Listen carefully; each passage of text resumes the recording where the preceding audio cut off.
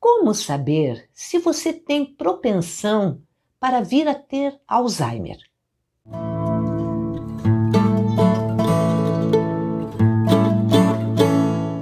Olá, sou a fonoaudióloga Cremilda e hoje nós vamos conversar sobre os fatores de risco para o Alzheimer. Se você ainda não é inscrito no nosso canal, se inscreva, ative o sininho para que você seja notificado quando houver novos vídeos. Curta, compartilhe com os seus amigos que você acredita que podem ter propensão para o Alzheimer. Às segundas-feiras, às 20 horas, sempre teremos vídeos novos, ok? Quais os fatores de risco para o mal de Alzheimer? São 12 os fatores de risco. E fatores de risco não significa que você vai ter Alzheimer porque você tem 1, 2 ou 3 ou 5 fatores de risco. Só significa que você deve tratar esses fatores, porque a maioria deles podem ser modificados através de um tratamento ou através de uma mudança nos seus hábitos de vida. Número 1, primeiro fator, a obesidade. A obesidade, o excesso de peso, afeta todos os órgãos do corpo e todas as funções do corpo. Como afeta todas as funções, pode afetar também o sistema circulatório, o sistema nervoso e logo pode ser um fator de risco para o mal de Alzheimer. Segundo fator, o diabetes. O diabetes mexe com o metabolismo do corpo. Mexendo com o metabolismo do açúcar, ele vai interferir na síntese das proteínas. E como tal, pode desenvolver o Alzheimer, uma vez que o Alzheimer é uma doença que começa numa síntese de proteínas mal feita no sistema nervoso central. Terceiro fator, a inatividade física. O sedentarismo ou inatividade física geram uma série de problemas no organismo todo. E como afetam a circulação sanguínea, como afetam a tensão exagerada na musculatura, como afetam o relaxamento mental, podem também afetar outras funções que podem mexer com a síntese das proteínas e vir a desencadear o mal de Alzheimer. O quarto fator, o uso abusivo do álcool. O uso abusivo, qualquer hábito abusivo, pode causar males porque descompensa todo o metabolismo do corpo. E o álcool não é diferente. O álcool começa por alterar a musculatura da própria garganta. Quando você ingere muita bebida alcoólica, ela desidrata a musculatura da garganta, afeta o sistema digestivo e, se você abusa muito do álcool, começa a comprometer outras funções.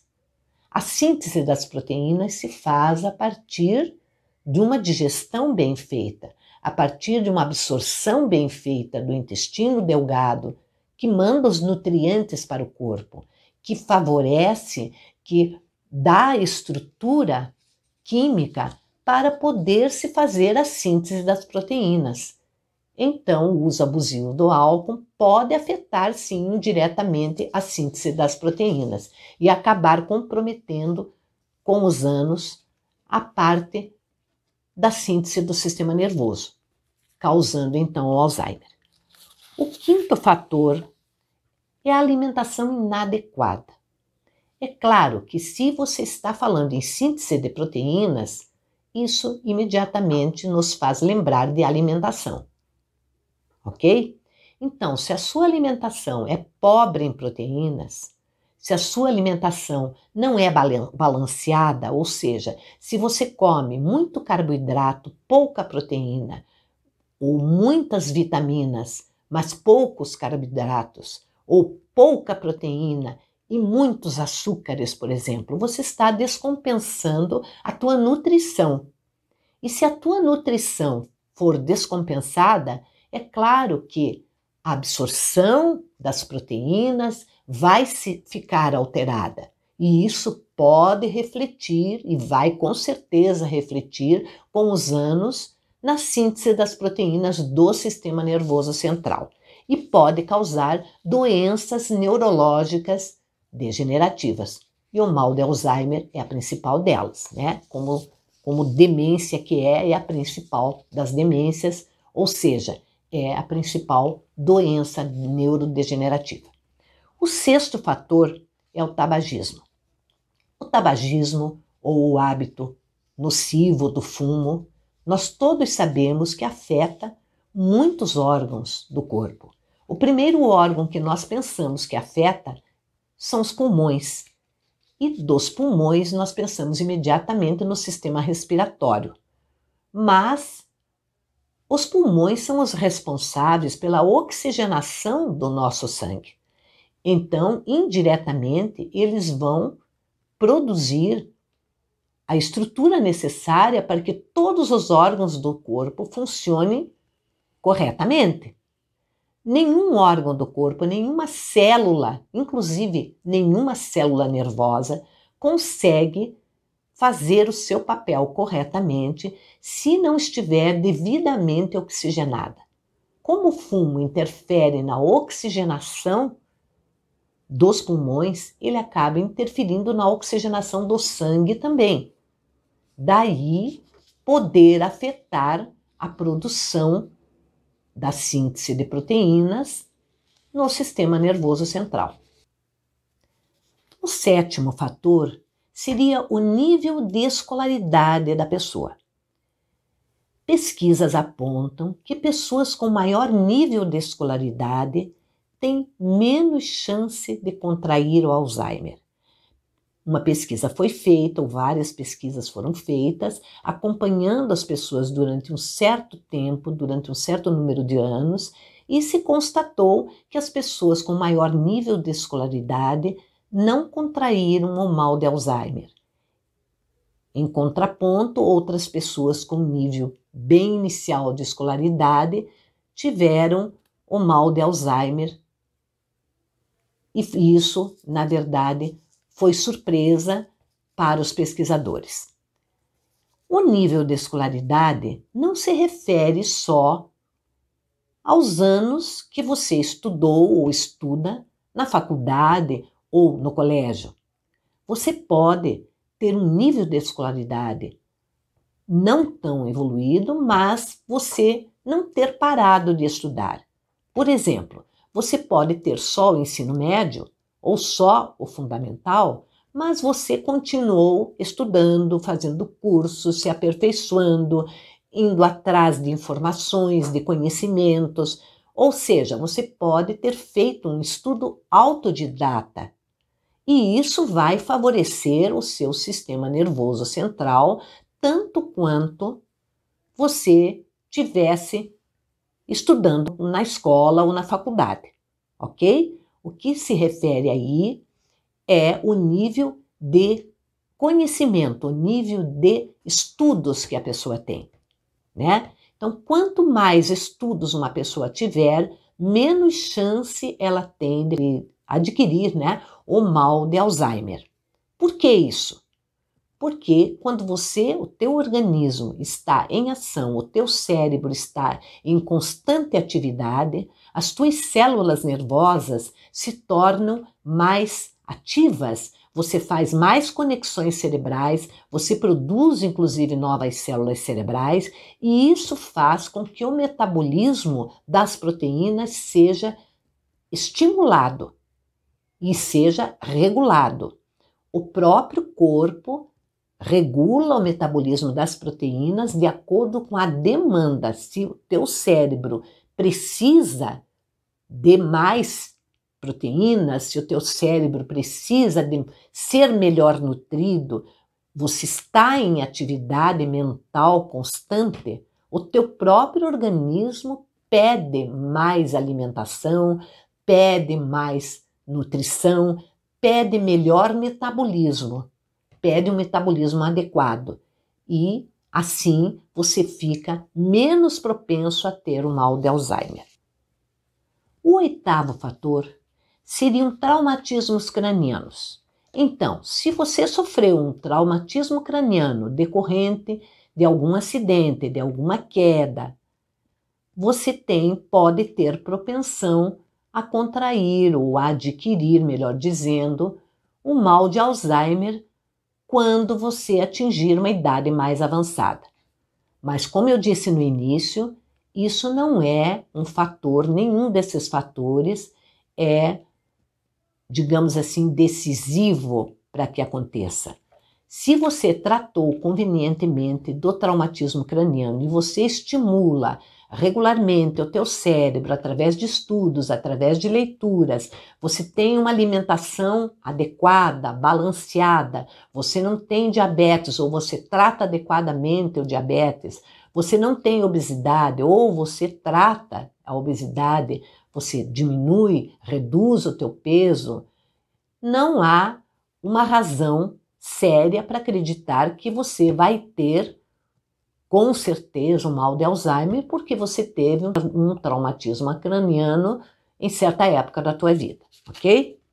O nosso 9º fator seria deficiência cognitiva leve. Então, se uma pessoa tem uma deficiência cognitiva leve, ou seja, se ela tem uma dificuldade neurológica para aprender, mas é uma dificuldade leve, quando eu digo leve, eu quero dizer, ela aprendeu a ler, ela aprendeu a escrever, ela aprendeu a fazer as coisas básicas, mas aprendeu com muita dificuldade e foi diagnosticada como deficiência intelectual, deficiência cognitiva, mas num grau leve. Ela pode, ao correr do tempo, ao correr da vida, quando ela chegar numa idade avançada, ela pode vir a ter Alzheimer, tá? Mas, claro, isso também não é determinante, né? Nenhum desses fatores aqui é determinante.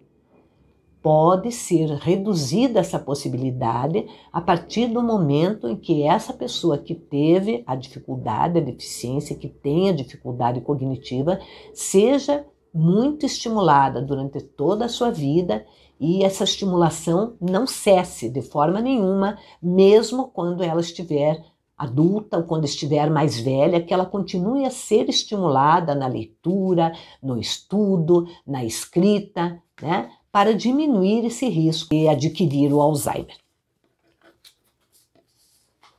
O nosso 10º fator seriam fatores genéticos.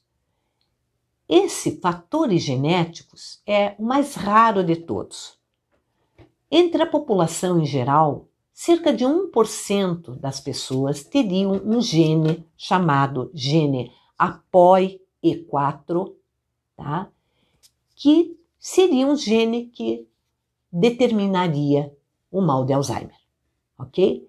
Porém, sozinho, isoladamente, nenhum fator genético desencadeia uma doença. Se uma pessoa tem um fator genético, ela é propensa, o que não quer dizer que ela vá desencadear a doença, né? Esse tipo de risco deve ser acompanhado, com certeza, pelos médicos, né? Então, você deve acompanhar, se você é esse caso, ou você conhece alguém que tem esse fator genético comprovado, você deve fazer o acompanhamento médico para evitar que esse fator se torne um fator determinante, digamos assim. E como os outros fatores, ele sozinho não iria determinar o mal de Alzheimer. Sempre que se tem um fator genético, ele é um dos fatores, dentro de um conjunto de outros que podem ser modificados. O nosso 11º fator são as doenças cardiovasculares. Então, doenças como a hipertensão, doenças do coração, doenças dos vasos sanguíneos, né? São fatores que vão interferir no suprimento de sangue do corpo todo. E desta forma, interferindo no suprimento de sangue, elas podem também ocasionar uma dificuldade de síntese de proteínas, por falta, né, de suprimento adequado dos nutrientes que vão pelo sangue para o cérebro, né? Então, isso pode causar um defeito na síntese de proteínas e pode vir a ocorrer o Alzheimer. Como todos os outros fatores, nós reiteramos aqui, não são determinantes, nenhum desses fatores. Então, quem tem problemas, teve ou tem doenças cardiovasculares, não vai necessariamente ter um mal de Alzheimer. É preciso tratar dessas doenças e fazer o acompanhamento médico adequado, cuidar de todos os fatores ambientais, né, que são importantes, cuidar dos seus hábitos, né, que podem ser nocivos, hábitos que podem se converter em risco para Alzheimer, né, e não se assumir uma atitude conformista e dizer, não, agora eu vou ter Alzheimer porque eu tive uma doença cardiovascular, porque eu tive um infarto, porque eu tive uma isquemia, um AVC isquêmico, certo momento da minha vida, né? Não é determinante. Sozinho, nenhum desses fatores é determinante do mal de Alzheimer. O 12º fator seria pessoas com Alzheimer na família, ok? Que poderiam levar, né, à conclusão de que haveria algum fator genético que poderia interferir e que poderia ter em mais alguém, poderia ter, por exemplo, num outro familiar, né? Assim como você teve um familiar que teve o Alzheimer, você poderia também ter Alzheimer, tá? Mas isso não se deve necessariamente a fatores genéticos. Isso é mais na questão dos hábitos de família, né? Então, se você teve um familiar que teve Alzheimer, porque na família toda se costumava estudar bem pouco, se costumava não ter hábitos adequados de alimentação, ter hábitos de fumo, hábitos abusivos de fumo, de álcool, né? Uma alimentação totalmente inadequada, pobre em proteínas e tudo mais. Então, é claro que se a família toda tinha os mesmos hábitos, então é claro que você também terá esse fator de risco que você terá que corrigir para que você mais tarde não venha a adquirir o Alzheimer, né? Então, na verdade, esse 12º fator é mais referente ao ambiente e ao estilo de vida que cada uma das pessoas tenha. Nesse momento, se a gente refletir, a gente pode pensar tranquilamente que nós podemos evitar ter o mal de Alzheimer. Observando, assistindo novamente esse vídeo, que claro, você não vai memorizar, né, de primeira todos os fatores, e refletindo sobre cada fator desses, é possível você alterar esses fatores, fazendo uma transformação na sua vida.